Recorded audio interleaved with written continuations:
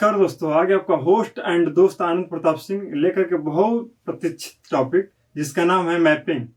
और मैपिंग को समझने से पहले हम लोगों को कुछ बेसिक चीज़ें पता होनी चाहिए और कुछ बेसिक चीज़ों का रिक्वायरमेंट भी होगा। तो उन बेसिक चीज़ों को पहले समझ लेते हैं कि किन किन चीज़ों का हम लोगों को आवश्यकता पड़ेगी। सबसे पहले हम लोगों को जो आवश्यकता पड़ेगी वह पड़ेगी पॉलिटिकल मैप की। इंडिया का पॉलिटिकल मैप। कहीं भी डिक्शनरी की दुकान पे जाएंगे तो वहां पे बोलेंगे आप लोग कि ये जो है पॉलिटिकल मैप दे दीजिए इंडिया का, जिसमें बॉर्डर एरिया शो किया होगा, वो वाला मैप लेना है। ठीक है, ये बॉर्डर एरिया वाला हो गया। इसमें हर एक स्टेट दिखाएगा आपको, कहाँ पे आंध्र है, कहाँ पे एमपी है, कहाँ पे अन्य जो है स्टेट है, उसके बारे में दिखाएगा। और दूसरा जो आवश्यकता पड़ेगा वो फिजिकल मैप का। फिजिकल मैप जिसमें कहीं भी बॉर्डर एरिया नहीं शो किया गया होगा, केवल इंडिया का मैप होगा और उसके साथ साथ जो है एक दो और कंट्री का मैप शायद हो तो हो। ठीक, तो दो मैप होना चाहिए। एक पहले वाले को बोलेंगे पॉलिटिकल मैप जिसमें बॉर्डर एरिया शो किया गया हो, और दूसरे वाले को बोलेंगे फिजिकल मैप। ये दोनों हिंदी में बोले तो इसको राजनीतिक मैप कहते हैं, राजनीतिक मानचित्र बोलेंगे। और इसको बोलेंगे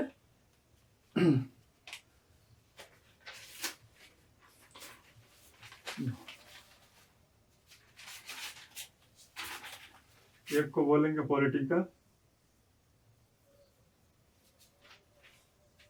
POLI पॉलिटिकल, और दूसरे को बोलेंगे फिजिकल, फिजिकल मैप। ये दोनों जाकर के मांगेंगे आप लोग तो मिल जाएगा कहीं भी डिक्शनरी के दुकान पे। ठीक है, इन दोनों के बाद आइए आगे थोड़ा हम लोग बढ़ते हैं और समझते हैं कि क्या क्या हम लोग को पढ़ना है, कैसे पढ़ना है। तो सबसे पहले हम लोग ये समझेंगे कि राज्यों का गठन कैसे होता है, लेकिन उससे पहले ये समझेंगे कि अखंड भारत क्या है। अखंड भारत का मतलब क्या है, क्योंकि अलग अलग लोग अलग अलग हिसाब से लेते हैं। क्योंकि जब अखंड भारत की बात करते हैं तो कुछ लोग जो है भारत को लेते हुए, और कुछ समय पहले जो 1947 में भारत से अलग हुआ पाकिस्तान, और उस पाकिस्तान के साथ साथ जो बांग्लादेश वर्तमान का, वो अभी 1947 में ही अलग हुआ था। तो इन दोनों को कंटेक्स्ट में लोग बोलते हैं। कुछ लोग इसको मानते हैं कि अखंड भारत का मतलब जो भारत है और इस समय जो POK वाला क्षेत्र हमारा, अर्थात पाकिस्तान ऑक्युपाइड कश्मीर वाला क्षेत्र। और उसके बाद कुछ लोग ये मानते हैं कि जो भारत वर्तमान है वो उसके साथ POK और अक्साई चीन वाला, जो इस समय चीन के पास है। लेकिन कुछ लोग इसको बृहत अर्थों में लेते हैं, और जब बृहत अर्थों में लेते हैं तो इसका मतलब क्या होता है अखंड भारत का, कि पूरा आज का जो भारत है वो, उसके साथ साथ पाकिस्तान आता है, फिर इधर बांग्लादेश आता है, उसके साथ ये तो हो गए 1947 की स्थिति वाले। उसके बाद जो है अफगानिस्तान को भी लिया जाता है, और पश्चिम में अफगानिस्तान को, और पूर्व में देखा जाएगा तो म्यांमार तक। उसके नीचे जब आएंगे तो आपको कंबोडिया तक मिलेगा। फिर जो है आप इसको धीरे धीरे जब नीचे और बढ़ेंगे, अर्थात दक्षिण की ओर बढ़ेंगे, तो इंडोनेशिया तक कुछ लोग मानते हैं, और श्रीलंका और वर्तमान का जो मालदीव है, इन क्षेत्रों को अगर देखा जाएगा विकिपीडिया के अनुसार तो ये जो है अखंड भारत के हिस्से रहे हैं। ठीक है, एक समय में। और इसकी कल्पना की जा रही है कि क्या आने वाले समय में जो भारत है वो अखंड भारत होगा, ऐसी स्थिति बन सकती है क्या भविष्य में। तो इन सब चीजों को अखंड भारत बोला गया है। लेकिन भारत का जो है समय समय पे डिवाइड हुआ है, और जब डिवाइड हुआ है तो वर्तमान स्थितियां क्या है, भारत की जो मुख्य भूमि है उसमें बहुत सारे स्टेट हैं। तो स्टेट का ऑर्गेनाइजेशन कैसे हुआ इसके बारे में समझते हैं। लेकिन इससे पहले समझें कि 1947 से पहले जो भारत था वो दो हिस्सों में बटा हुआ था। 1947 से पहले जो भारत था वह मुख्यतः दो हिस्सों में, अर्थात पाकिस्तान वाले हिस्से की बात कर रहे हैं, जो पाकिस्तान और बांग्लादेश वाले हिस्से हैं उसके बारे में बात कर रहे हैं। तो वो जो भारत था वह दो भागों में बटा हुआ था। एक था ब्रिटिश प्रांत और दूसरा था देसी रियासतें। ब्रिटिश प्रांत और देसी रियासतें, एक बार फिर से क्लियर कर दें कि जो बात अब कर रहे हैं हम वो पाकिस्तान, बांग्लादेश और भारत की कर रहे हैं, क्योंकि 1947 से पहले पाकिस्तान, भारत और बांग्लादेश तीनों एक थे। ठीक है, उसके बारे में बात कर रहे हैं। तो 1947 से पहले जो है जो भारत था वह दो भागों में डिवाइड था, एक ब्रिटिश प्रांत में और दूसरा देसी रियासतें में। ब्रिटिश प्रांत का मतलब था जहां पर ब्रिटिश सरकार जो है शासन करती थी, वह क्षेत्र जहां पे ब्रिटिश सरकार शासन करती थी उसको ब्रिटिश प्रांत बोला गया।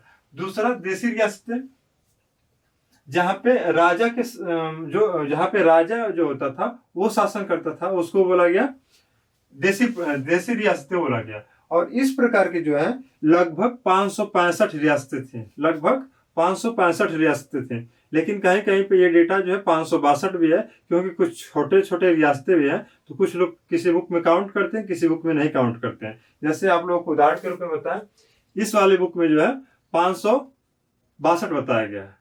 ठीक, स्पेक्ट्रम की बुक है, बहुत फेमस बुक है यूपीएससी वालों के लिए, या जो भी लड़के एग्जाम अच्छे एग्जाम के लिए तैयारी करते हैं। स्पेक्ट्रम की बुक जो मॉडर्न हिस्ट्री की आती है बहुत फेमस है। इसमें 562 दिया डेटा। ठीक है, तो 562 थे, लेकिन हम लोग 562 नहीं 565 को लेकर के चलते हैं।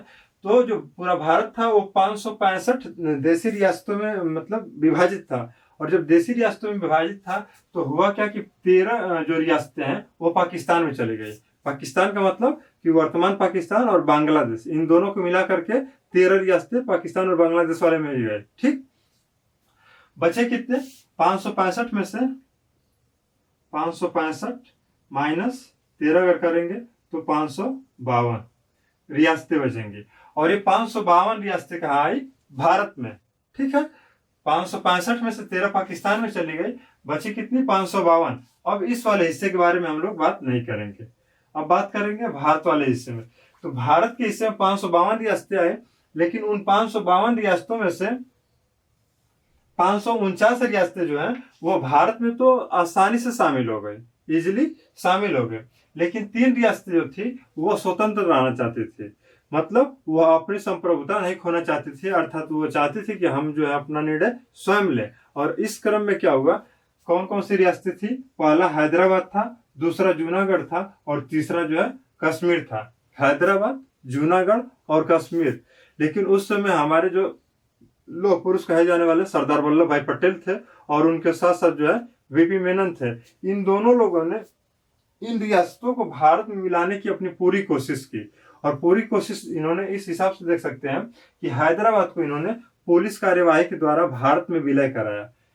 हैदराबाद को पुलिस कार्यवाही के द्वारा भारत में इनको शामिल कराया गया, जबकि जूनागढ़ को जो है जनमत संग्रह के आधार पर भारत में शामिल कराया गया। क्योंकि जूनागढ़ के जो शासक थे वो जो है मुस्लिम थे, और जूनागढ़ में जो जनसंख्या थी, बहुल जनसंख्या जो थी वह हिंदू थी। तो हिंदू जनसंख्या पाकिस्तान में नहीं जानी चाहती थी, जबकि शासक वहाँ का मुस्लिम था तो वो पाकिस्तान में जाना चाहते थे। और इस प्रकार से जो है वहाँ पे जनमत हुआ, जनमत संग्रह कराया गया। जनमत संग्रह का मतलब कि लोगों का मैंडेट लिया गया, मतलब वो किस मतलब भारत में रहना चाहते हैं या पाकिस्तान में रहना चाहते हैं। और इस आधार पे वहां के लोग जो है समर्थन इस बात का करते हैं कि हम लोग भारत में रहना चाहते हैं, और इस आधार पे उसको भारत में मिला लिया गया। तीसरा बचा कश्मीर। और कश्मीर के केस में क्या होता है कि यहाँ के जो राजा होते हैं, राजा हरि सिंह होते हैं।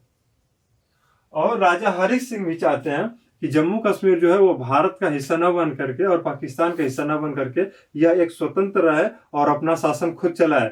लेकिन होता क्या है कि जैसे 1947 में भारत और पाकिस्तान अलग हो गए थे, तो 1947 में ही पाकिस्तान की ओर से जो है कुछ कबायली जो है जम्मू कश्मीर पे अटैक कर देते हैं, अर्थात हमला कर देते हैं। और जब हमला कर देते हैं तो कश्मीर के राजा हरि सिंह ये सोचते हैं कि अब हमको बचना है, अर्थात अपने क्षेत्र को सेफ रखना है, और सेफ रखने के लिए ये भारत से मदद लेते हैं। और उस समय जो है हमारे सरदार वल्लभ भाई पटेल और वीपी मेनन ने इस बात को रखे उनके सामने कि हम आपका इसी शर्त पे जो है से हेल्प करेंगे कि आप जो है भारत के साथ मिलेंगे। तो ये मिलने पे जब तैयार हो गए तब इन्होंने भारत के साथ इसका जम्मू कश्मीर के साथ हेल्प किए, और इनको हेल्प करके 1947 में ही 26 अक्टूबर 1947 में जो है विलय पत्र पर साइन होता है, और जम्मू कश्मीर को भी भारत का हिस्सा बना लिया जाता है। इतना क्लियर है कि जम्मू कश्मीर को भी जो है भारत का हिस्सा बना लेते हैं। ठीक, पहले ये बताएंगे कि जो भारत था वो पहले अखंड भारत था, और अखंड भारत का अलग अलग समय में अलग अलग मतलब थे। जैसे कुछ लोग अखंड भारत का मतलब इतना मानते हैं कि जो वर्तमान का पीओके वाला क्षेत्र है उसको मिला लिया जाए, और जो अक्साई वाला चीन है उसको मिला लिया जाए, उसको अखंड भारत। कुछ लोग ये मानते हैं कि अखंड भारत का मतलब पाकिस्तान वाला वर्तमान क्षेत्र और बांग्लादेश का वर्तमान क्षेत्र, उसके साथ साथ अक्साई चीन और पीओके, इन सबको मिला लिया जाए। लेकिन जब बृहत अर्थों में जाते हैं कि अखंड भारत क्या है, इसका मतलब यह है कि हमारे जो वर्तमान का अफगानिस्तान पश्चिम दिशा में है और पूर्व दिशा में म्यांमार तक, उसके बाद बांग्लादेश, श्रीलंका, मालदीव और इंडोनेशिया तक जाते हैं, और थाईलैंड वाले भी हिस्से को लिया जाता है, और मालदीव तक जाते हैं। तो इस पूरे को देखा जाता है कि तो कहा जाता है कि यह अखंड भारत है। और लेकिन होता क्या है कि समय समय पे जो है इस भारत का डिवाइड होता गया, और होते होते ऐसी स्थिति बनी कि 1947 से पहले वाली स्थिति में, अर्थात पाकिस्तान, भारत और बांग्लादेश वाली स्थिति। और उस समय जो भारत था, ये वर्तमान मतलब जो पाकिस्तान, बांग्लादेश और भारत है, ये जो है 565 रियासतों में बटी थी। मतलब ये कहने का है, ये हो गया 1947 की स्थिति। 1947 से पहले की स्थिति में क्या था कि भारत तो था ही, और इस भारत किसे कहते थे, भारत के साथ साथ पाकिस्तान भी था,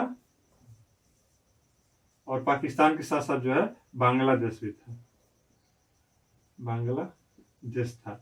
इन तीनों को मिलाकर के उस समय भारत बोला जाता था। तो इस समय जो है इन तीनों को मिलाकर के जो 565 रियासतें होती थी, और इन 565 रियासतों में से 13 रियासतें पाकिस्तान में चली गई, क्योंकि 1947 में जब भारत बटा तो पाकिस्तान और बांग्लादेश वर्तमान का जो है ये दोनों एक होती थी, और इनका नाम था, ये जो पाकिस्तान है इसका नाम होता था, वर्तमान का पाकिस्तान को इसको बोलते थे पश्चिमी पाकिस्तान, पश्चिमी पाकिस्तान,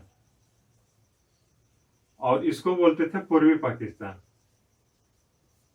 पूर्वी पाकिस्तान। ठीक है।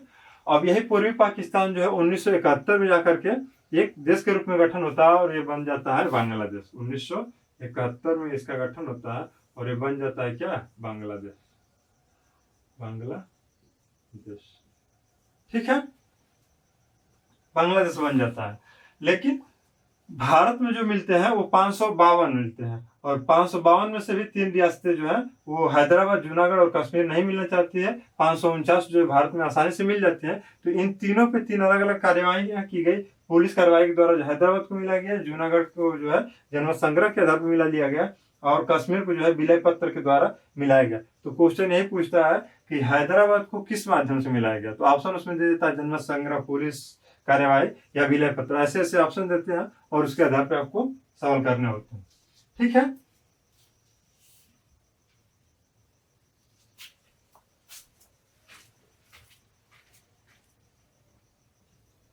और आजादी के बाद से राज्यों के गठन के बारे में जो है बात की जाने शुरू कर दी गई, और 1948 में सबसे पहले जो है भाषा के आधार पर राज्यों के गठन करने की बात कही गई थी। 1948 में भाषा के आधार पर राज्यों का गठन कर दिया जाए, और अगर इस प्रकार किया जाएगा तो भारत में इतनी ज्यादा भाषाएं हैं और इतनी ज्यादा बोलियां हैं कि भारत को जो है बहुत सारे भागों में बांटना पड़ जाएगा। ऐसे में ये एक कमेटी बनाई गई, एक आयोग बनाया गया जिसका नाम रखा गया एस के धर आयोग, और उससे पूछा गया कि क्या भाषा के आधार पर जो है राज्यों का गठन किया जा सकता है, भाषा के आधार पर, क्योंकि उस समय रियासतें थे, अब रियासतों से हम लोग राज्य की ओर बढ़ रहे हैं, तो क्या भाषा के आधार पर राज्यों का गठन किया जा सकता है।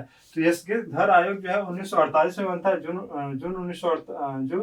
1948 में बनता है, और इस आयोग की ये थी कि भाषा के आधार पर राज्यों का गठन न किया जाए, बल्कि राज्यों का जो गठन किया जाए वो प्रशासनिक आधार पे, कितना अच्छा प्रशासन किया जा सके उसके आधार पर राज्यों का गठन किया जाए। ठीक। और इसके बाद क्या होता है कि अप्रैल 1900 ये जो है भाषा के आधार पर राज्यों के गठन को नकार देता है, और प्रशासनिक आधार पर राज्यों के गठन का बात करता है। आगे चल के क्या होता है कि इस आधार पर होता नहीं गठन राज्यों का। अप्रैल 1949 में आती है, और JVP एक कमेटी बनती है, जिसका मतलब है कि जवाहरलाल नेहरू, वल्लभ भाई पटेल और पट्टाभी सीतारामैया, जवाहरलाल नेहरू, वल्लभ भाई पटेल और पट्टाभी सीतारामैया, ये 3 लोग थे। और इन 3 लोगों ने भी ये कहा कि भाषा के आधार पर जो है राज्यों का गठन न किया जाए। ये लोग भी इस चीज को मान रहे थे।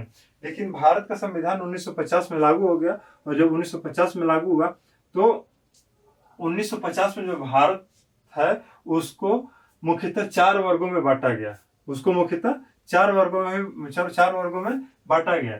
और जो पिछले रियासतें थी उस आधार पर डिवाइड किया जा रहा है कि भाग क में किसे रखा गया, जो ब्रिटिश भारत में गवर्नर का शासन था, जो ब्रिटिश भारत थी तो उस समय जो गवर्नर का जहां जहां शासन था उसको रखा गया भाग क में।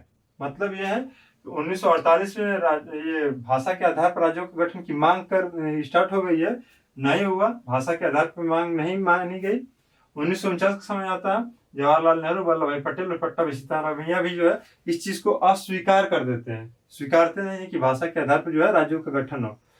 1950 में भारत का संविधान लागू होता है और जब लागू होता है तो उस समय क्या होता है कि भारतीय संघ को 4 भागों में बांटा जाता है। भारतीय संघ को मुख्यतः 4 भागों में बांटा जाता है, जिसमें भाग क में रखा जाता है ब्रिटिश भारत में गवर्नर का जो शासन था उसको।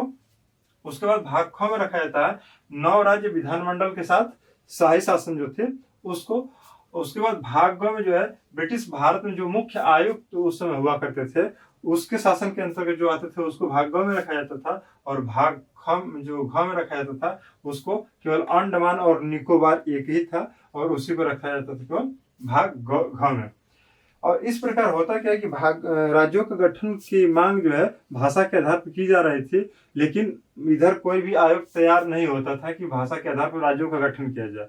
और होता क्या है कि 1953 का समय आता है और आंध्र प्रदेश के एक व्यक्ति होते हैं जिनका नाम होता है पोट्टी श्रीरामुलु, और ये जो अनशन पर बैठ जाते हैं और आमरण अनशन पर बैठ जाते हैं कि जब तक जो है भाषा के आधार पर राज्य का गठन न कर दिया जाए तब तक जो है हम अनशन करते रहेंगे।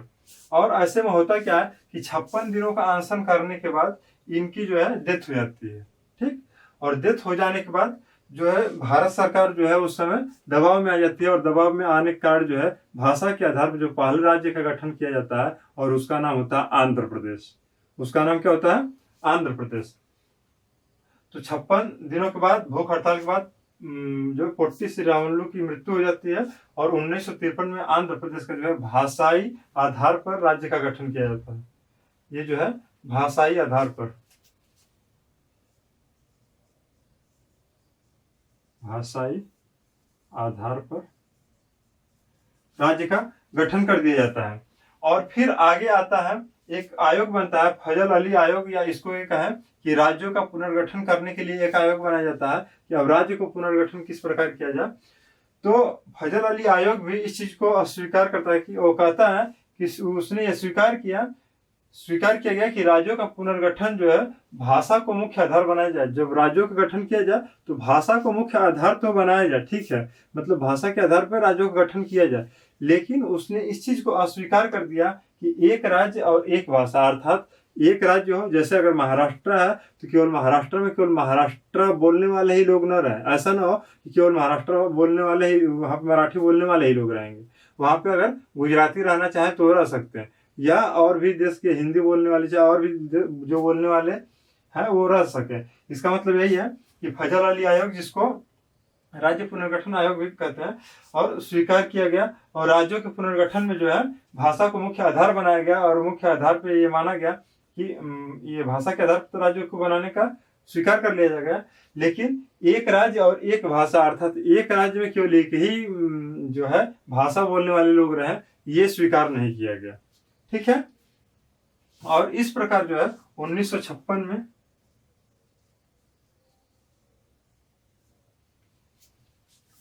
14 राज्य एवं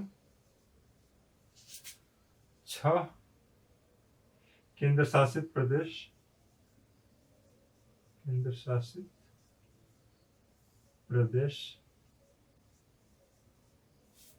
बनाए गए। 6 केंद्र शासित प्रदेश बनाए। कितने? 1956 में 14 राज्य एवं 6 केंद्र शासित प्रदेश बनाए गए, जबकि इस आयोग ने सिफारिश जो की थी वो 3 केंद्र शासित प्रदेशों का गठन करने की बात की थी, लेकिन बाद में जो हुआ 6 केंद्र शासित प्रदेश बनाए गए थे, ठीक है। अब इसके आगे हम लोग बढ़ते हैं।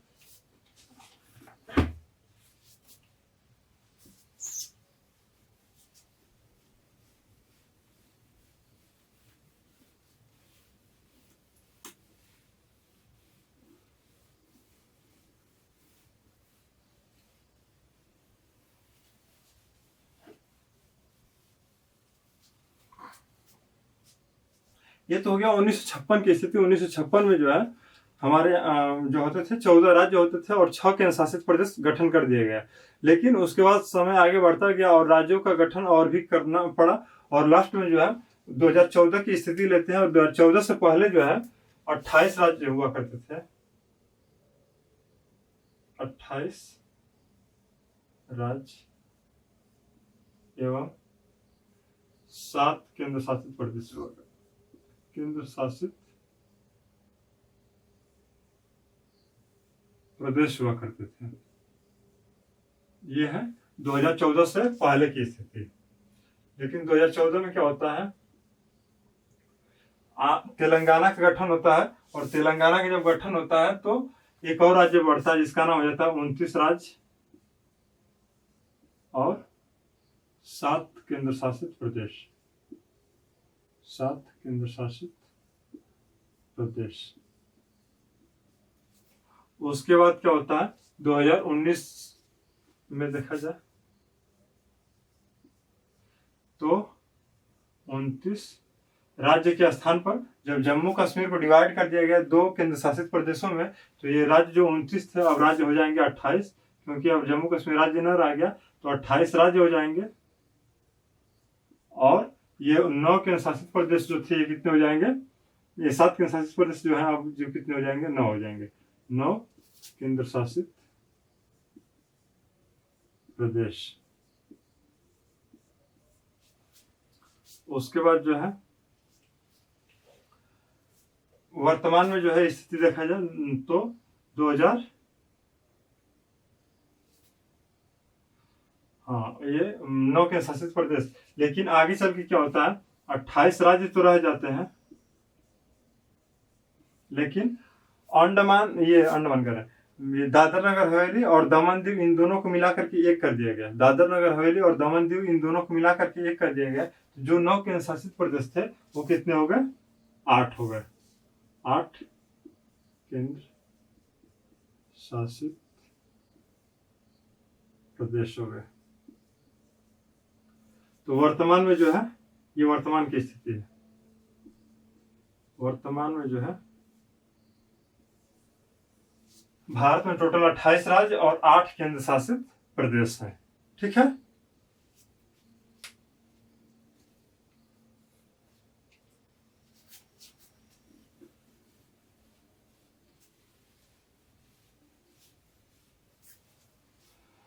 और आशा है कि राज्यों का पुनर्गठन कैसे हुआ और किस प्रकार से जो है वर्तमान स्थिति बनी है, 28 राज्य और जो है 8 केंद्र शासित प्रदेश किस प्रकार बने हैं, ये आप लोगों को समझ में आया होगा। और अगर ये वीडियो अच्छा लगा हो, आपको इम्पोर्टेंट लगा हो कि नहीं, आपने इससे कुछ सीखा है, तो चैनल को, ये जो चैनल है इसको लाइक कीजिए, सब्सक्राइब कीजिए और खूब शेयर कीजिए। धन्यवाद।